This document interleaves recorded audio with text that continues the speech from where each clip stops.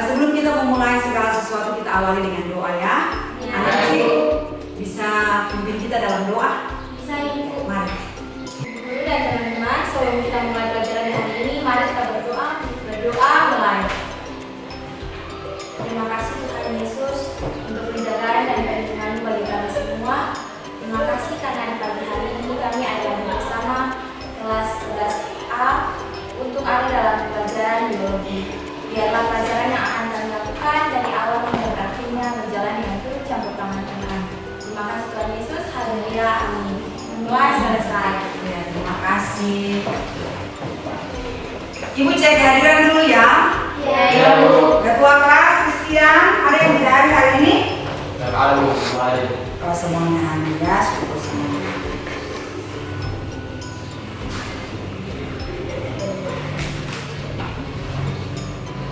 Ibu masih lihat ada di laci-laci meja ada sampah-sampah. Bisa angkat lalu buang pada tempat sampah yang sudah disediakan. Ya, kan sebelum kita mulai pelajaran kan kelas kita itu harus bersih.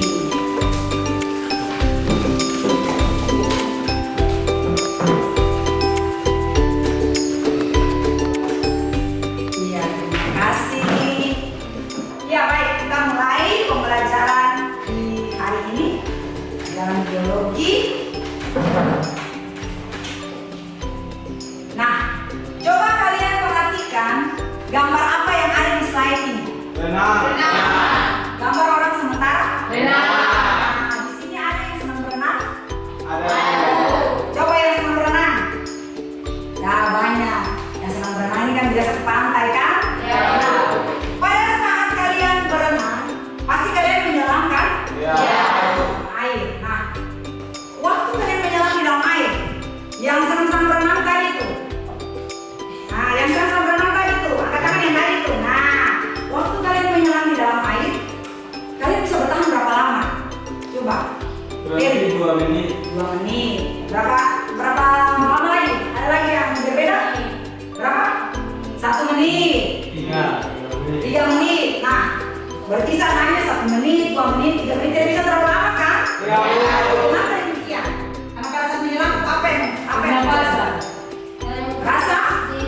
Kurang oksigen. Nah, pada saat menyelam kalau sudah agak lama, kekurangan, rasa kekurangan Oksigen. Berarti rasa mau sesak napas kan? Ya. Nah, oleh sebab itu kalau misalnya sudah terlalu lama menyelam, harus muncul permukaan air untuk Minum oksigen. supaya bisa mengatur pernapasan. Baik, hari ini kita akan belajar tentang sistem pernapasan pada manusia, submateri, struktur, dan fungsi organ pernapasan. Ya, jadi ini materi kita di hari ini ya. Baik. Nah, ada 4 tujuan pembelajaran yang akan kita capai hari ini. Yang pertama, peserta didik dapat mengidentifikasi organ-organ penyusun sistem pernapasan pada manusia dengan benar. Yang kedua, peserta didik dapat mengurutkan organ-organ pernapasan pada manusia dengan benar. Kemudian tujuan yang ketiga, peserta didik dapat menganalisis struktur organ-organ pernapasan pada manusia. Dan yang terakhir, peserta didik dapat mengaitkan struktur organ pernapasan pada sistem organ dan fungsinya. Baik, sebelum kita belajar lebih lagi tentang sistem pernapasan, kita harus tahu dulu apa itu pernapasan. Ada yang bisa jelaskan apa itu pernapasan? Pengertian pernapasan, materi pernapasan ini kan sudah ada, sudah dapat di sini juga. Oh ya, silakan. Ibu, sistem pernapasan itu merupakan proses masuknya oksigen dan keluarnya karbon Ya luar biasa, tepuk tangan untuk. Ada lagi yang lain? Pernapasan itu apa? Ada lagi? Nah, kita lihat sama-sama ya. Nah, pernapasan adalah proses menggerakkan udara masuk dan keluar dari paru-paru untuk memfasilitasi pertukaran gas dengan lingkungan internal tubuh, terutama dengan memasukkan oksigen, O2 dan membuang karbon dioksida, CO2 dan air. Nah, setelah kita sudah tahu tentang apa itu pernapasan, baru kemudian kita lihat sistem pernapasan pengertiannya itu apa. Jadi sistem pernapasan atau yang disebut sistem respirasi merupakan sistem organ yang digunakan untuk pertukaran gas, di mana merupakan sistem yang sangat penting untuk kelangsungan hidup. Bisa paham? Bisa. Ya, baik. Nah, kita sebelum kalian masuk dalam diskusi kelompok ya, nah kita akan masuk dalam orientasi masalah. Di sini Ibu akan menampilkan video dan kalian dimohon untuk mengamati video tersebut.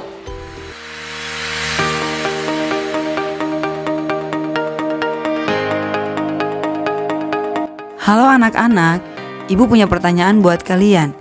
Menurut kalian, bernafas itu sadar atau tidak? Bisa disadari atau bisa juga tidak ya? Tapi, pernahkah kalian perhatikan? Rata-rata manusia bernafas sekitar 12 sampai 18 kali dalam setiap menitnya. Itu artinya dalam satu hari kita akan bernafas sebanyak 17.280 kali. Wah, ternyata banyak juga ya. Meskipun kelihatan banyak dan mudah, proses pernapasan yang ada dalam tubuh kita, prosesnya tidak mudah loh. Ada banyak organ yang berperan dalam membantu proses pernapasan. Organ-organ tersebut memiliki struktur dan fungsi masing-masing. Untuk lebih jelasnya kalian akan ada dalam diskusi kelompok untuk membahas permasalahan-permasalahan tersebut. Setelah kalian menyimak video tadi, apakah ada pertanyaan? Ada Bu. Ya silakan, Obe. Ini pertanyaan dari saya. Kenapa pada saat berlari nafas kita menjadi lebih cepat?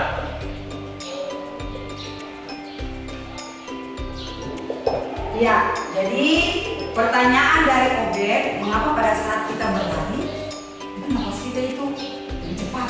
Ya, dengan lebih cepat. Ya, tepuk tangan untuk. Ada lagi?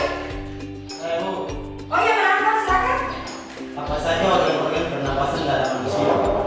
Apa saja organ-organ pernapasan dari manusia? Ya, luar biasa. Jadi ada dua pertanyaan ya yang muncul pada saat kalian menyimak video pembelajaran ini. Nah, untuk mempelajari lebih lanjut lagi tentang sistem pernapasan dan menjawab permasalahan-permasalahan yang ada, kalian akan ada dalam diskusi kelompok. Nah, kalian akan ada dalam diskusi kelompok. Di sini Ibu sudah membagi kalian dalam 3 kelompok.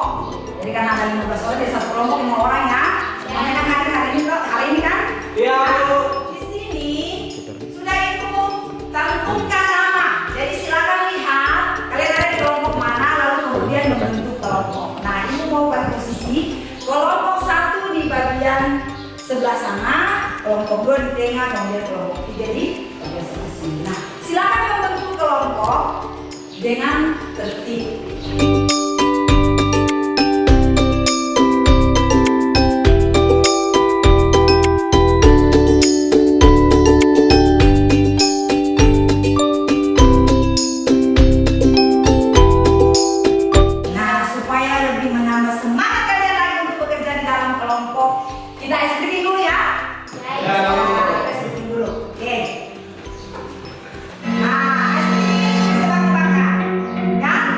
Kalian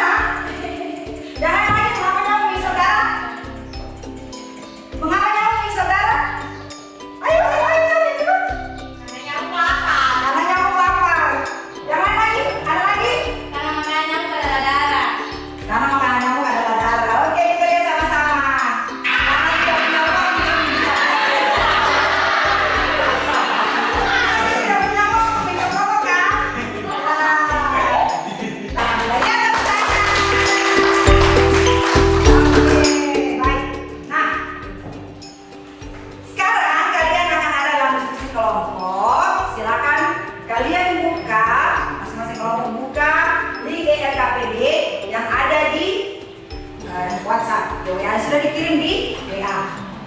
Jadi silakan diklik linknya. Kalau memang bisa juga menggunakan handphone kan berkoneksi dengan internet juga.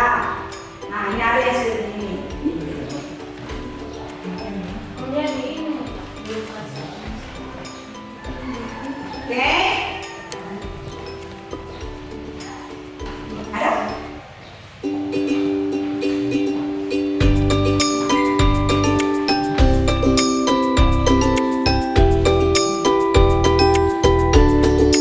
WhatsApp.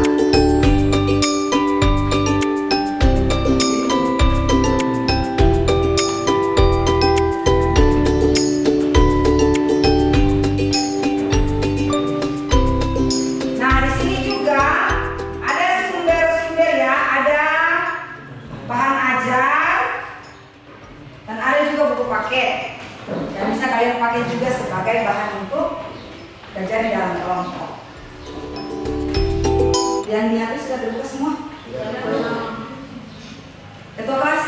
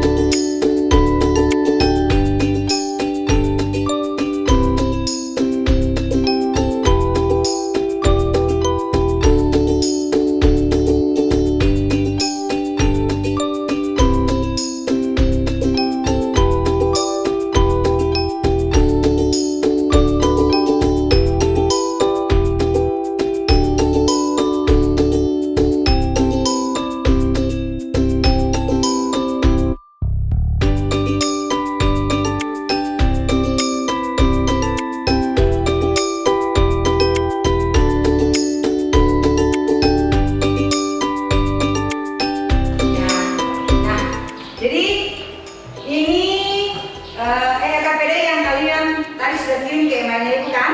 Ya. Sudah ada ini. Sudah muncul di sini ya. Oke baik. Nah sekarang kita masuk dalam presentasi ya. Presentasi kelompok 2 siap? Bisa yang lebih dua presentasi? Ayo baik kita berikan semangat kelompok 2 dulu. Perwakilan untuk presentasi ada yang sebagai moderator dan ada yang presentasi. Silakan.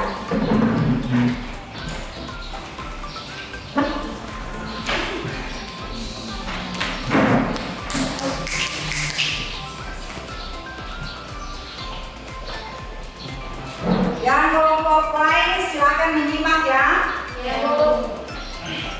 Silakan. Terima kasih atas kesempatan yang diberikan kepada kami kelompok 2. Kami akan mempresentasikan Kami akan mempresentasikan hasil kerja kelompok.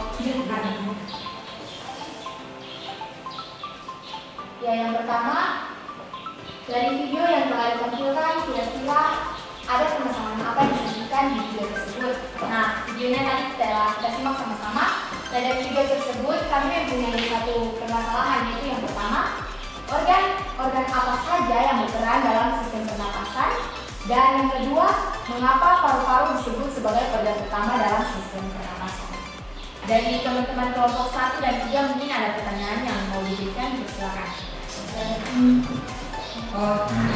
Ada yang Dari kelompok 1.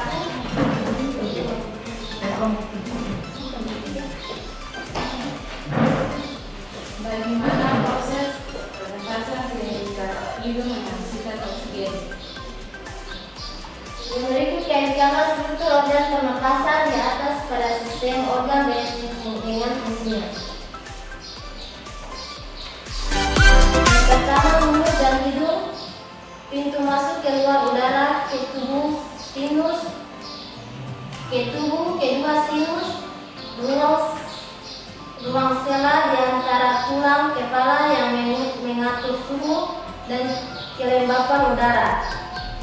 Yang ketiga, tenggorokan, tabung yang mengalirkan udara dari mulut, batang trakea.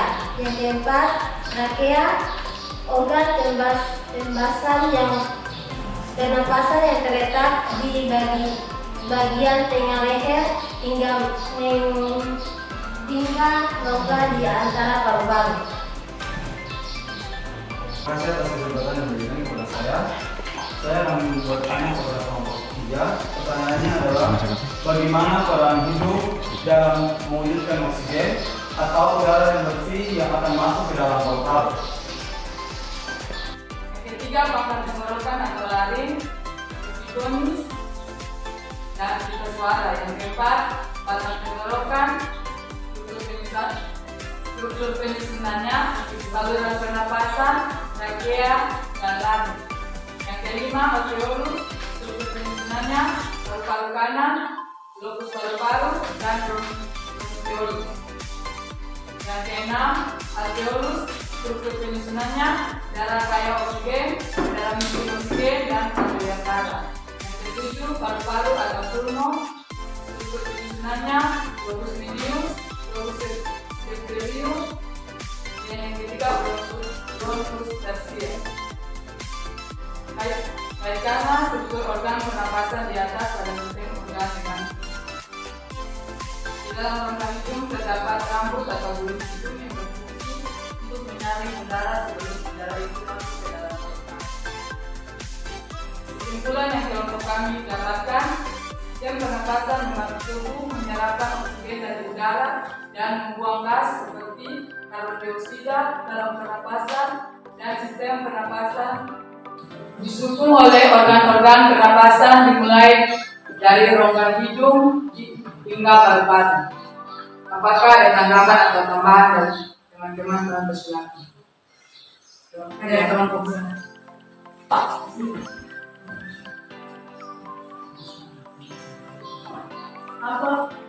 Apa kaitan antara fungsi paru-paru dengan alveolus? Alveolus. Terima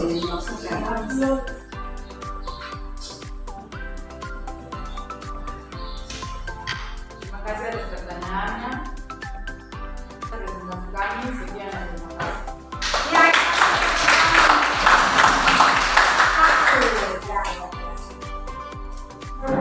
Ya baik. Nah, silakan kalian kembali ke posisi semula.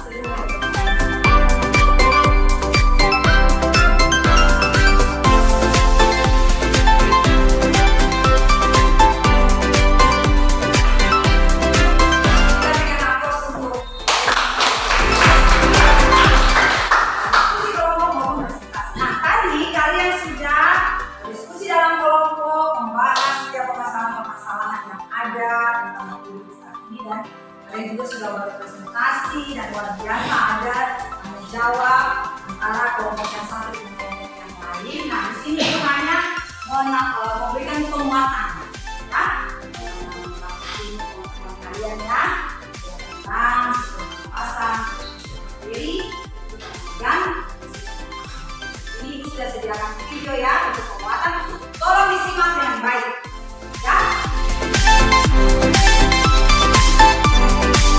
Bernapas adalah proses memasukkan oksigen ke dalam tubuh dan mengeluarkan karbon dioksida dan uap air dari tubuh. Sistem pernapasan manusia terdiri dari organ-organ pernapasan yaitu rongga hidung, faring, laring, tenggorokan atau trakea, bronkus, bronkiolus, alveolus, dan paru-paru. Mari kita bahas struktur dan fungsinya satu persatu. Pertama, rongga hidung. Rongga hidung merupakan tempat masuknya udara dari luar. Rongga hidung selalu lembab karena adanya lendir. Di dalam rongga hidung juga terdapat tulang hidung, serabut saraf pembau atau olfaktori, serabut saraf menuju otak, dan rambut-rambut halus atau silia saraf pembau. Selaput lendir dan silia berfungsi menyaring debu dan kotoran yang masuk ke hidung, mengatur suhu udara, dan mengenali bau melalui saraf olfaktori. Organ pernapasan kedua, faring atau TK. Udara dari rongga hidung akan masuk ke faring. Faring merupakan persimpangan antara rongga hidung ke tenggorokan atau saluran pernapasan dan rongga hidung ke kerongkongan atau saluran pencernaan. Pada bagian belakang faring terdapat laring. Berikutnya, laring. Pada laring terdapat pita suara dan epiglotis atau katup pangkal tenggorokan. Pada waktu bernapas, epiglotis akan membuka sehingga udara masuk ke laring lalu menuju tenggorokan. Di bagian bawah epiglotis terdapat tulang rawan tiroid yang membentuk jakun yang lebih tampak pada laki-laki daripada wanita. Selanjutnya, trakea atau batang tenggorokan. Trakea berbentuk seperti pipa dengan kea bercabang dua dalam paru-paru membentuk bronkus. Dinding trakea terbagi 3, yaitu lapisan terluar terdiri dari jaringan ikat, lapisan tengah terdiri dari otot polos dan cincin tulang rawan, lapisan dalam terdiri dari jaringan epitel silindris selapis bersilia yang menghasilkan lendir. Lendir berfungsi menangkap debu dan mikroorganisme yang masuk saat menghirup udara. Selanjutnya, debu dan mikroorganisme didorong oleh silia menuju belakang mulut. Silia berfungsi menyaring dan mengeluarkan benda asing melalui batuk. Organ pernapasan kelima, bronkus. Bronkus merupakan cabang batang tenggorokan yang berjumlah sepasang yang masing-masing menuju paru-paru kanan dan kiri. Struktur bronkus mirip dengan trakea, bedanya dinding bronkus lebih tipis dari trakea. Bronkus bercabang membentuk bronkiolus. Berikutnya, bronkiolus. Bronkiolus merupakan cabang bronkus. Bronkus kanan bercabang menjadi 3 bronkiolus, sedangkan bronkus kiri bercabang menjadi 2 bronkiolus. Bronkiolus bercabang-cabang menjadi saluran yang makin halus, kecil, dan dindingnya tipis. Setiap bronkiolus bermuara ke alveolus. Organ selanjutnya, alveolus. Alveolus merupakan saluran akhir pernapasan. Dinding alveolus banyak mengandung kapiler darah. Pada alveolus terjadi pertukaran oksigen dengan karbon dioksida dari sel darah ke udara. Struktur alveolus yang mendukung pertukaran gas yaitu dinding yang sangat tipis. Alveolus berupa kantong-kantong kecil mirip anggur atau alveoli. Permukaan dalam dilapisi epitelium dan bagian luar terdapat kapiler darah yang mempercepat terjadinya proses difusi dan pengangkutan gas. Paru-paru merupakan alat utama pernapasan manusia yang berjumlah sepasang, yaitu paru-paru kiri dan kanan yang terbagi lagi menjadi belahan atau lobus. Paru-paru kanan mempunyai 3 lobus, sedangkan kiri 2 lobus. Paru-paru dibungkus oleh selaput tipis rangkap 2 yang disebut pleura. Kedua paru-paru dibatasi oleh cairan pleura yang berfungsi sebagai pelumas sehingga mencegah terjadinya gesekan antara paru-paru dan dinding dada yang bergerak saat bernapas. Baik, demikian penguatannya. Nah, ini mau tahu apakah kalian sudah paham dengan materi pembelajaran kita di saat ini? Nanti itu kita akan ada dalam evaluasi dan tes, ya. Nah, tidak ya. Nah, silakan kalian ketik join my quiz. Join my quiz, ya. Sudah ada yang sudah masuk? Sudah, Bu. Oke.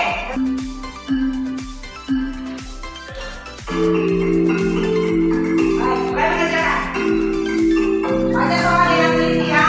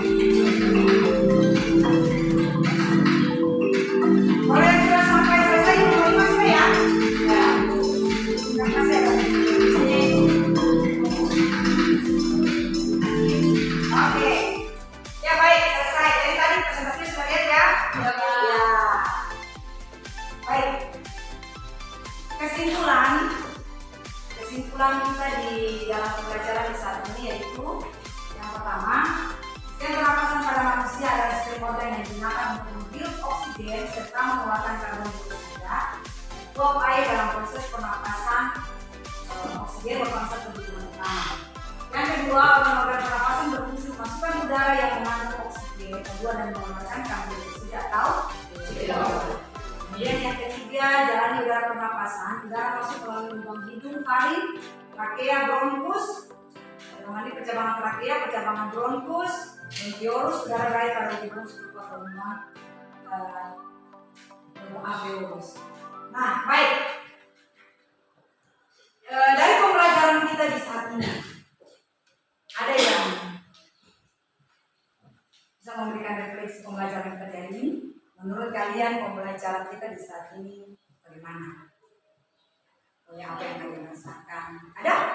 Menurut saya pembelajaran kita hari ini tidak membosankan karena kita menggunakan pembelajaran dengan media-media yang kreatif. Ya, terima kasih. Tepuk tangan untuk ada lagi? Ya, baik.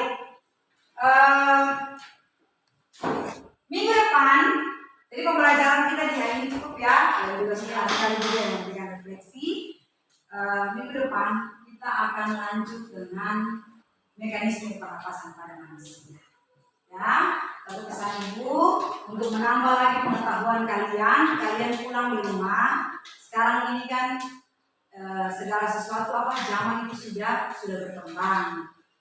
Jangan habiskan waktu dengan bermain games dan lain-lain yang tidak bermanfaat, tetapi biarlah pergunakan internet, wifi, segala fasilitas-fasilitas yang sudah berkembang itu untuk menambah pengetahuan kalian. Ya, boleh baca lagi materi-materi yang menyangkut sistem pernapasan untuk memperkaya ilmu pengetahuan kalian.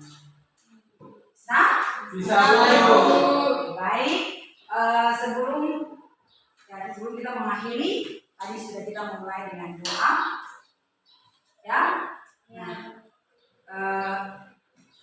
ada yang bersedia untuk memimpin doa tutup? Oh iya, silakan ya.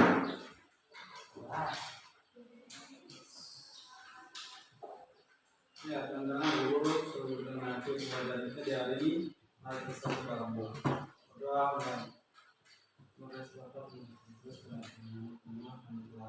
selesai belajar mengajar di hari ini. Dan apa yang telah kami dapatkan selama dalam hati dan semua yang terima kasih. Terima kasih.